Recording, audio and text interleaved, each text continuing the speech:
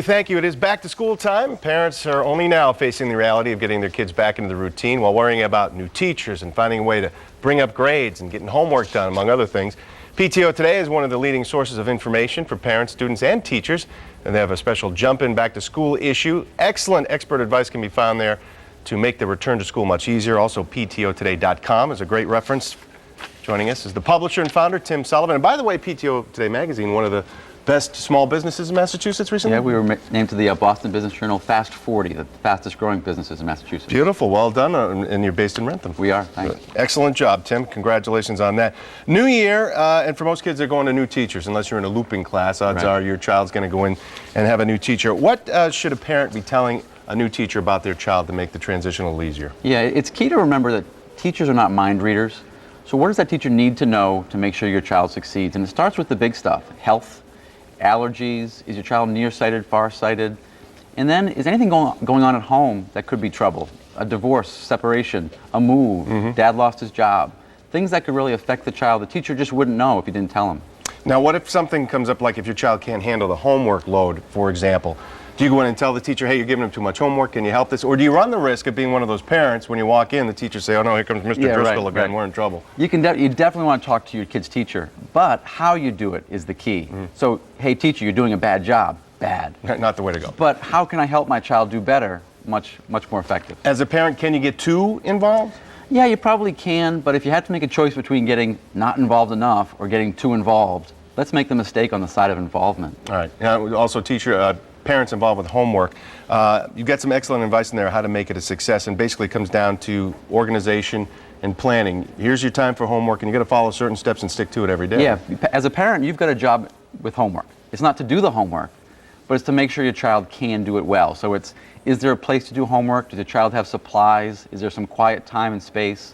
That's what your job is, to just make sure your child's ready to succeed, but not to hold the child's hand the whole way and do the job for your child. Take it to the point of saying, okay, every day you get home at school at 2:30, I'll give you a half hour to decompress, then at 3 it's homework time? Yeah, well, it's up to your family. If 3 o'clock works, great. But a set time, yes. What time that is depends on your family. All right, and also you want to focus on effort and not necessarily the grades when it comes to kids. Sure, because every kid's different. And it's, for some teachers too, homework can be very, very difficult, or it can be very much review-based. So it depends on the teacher.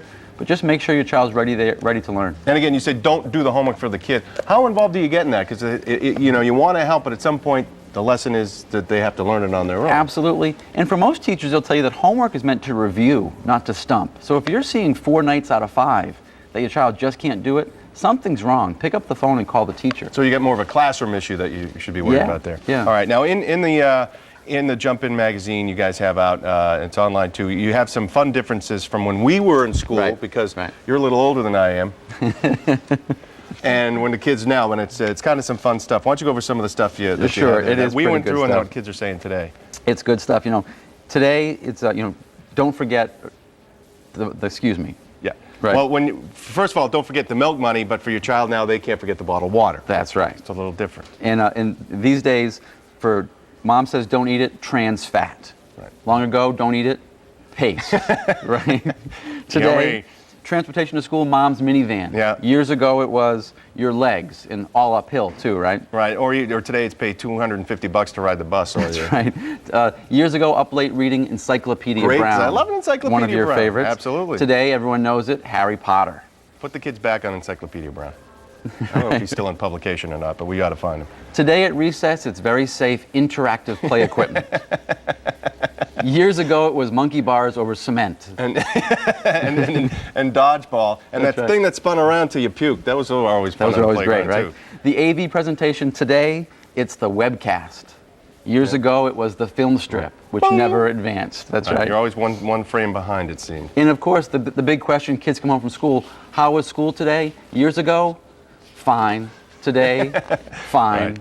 That's one thing where they haven't really opened up much about that.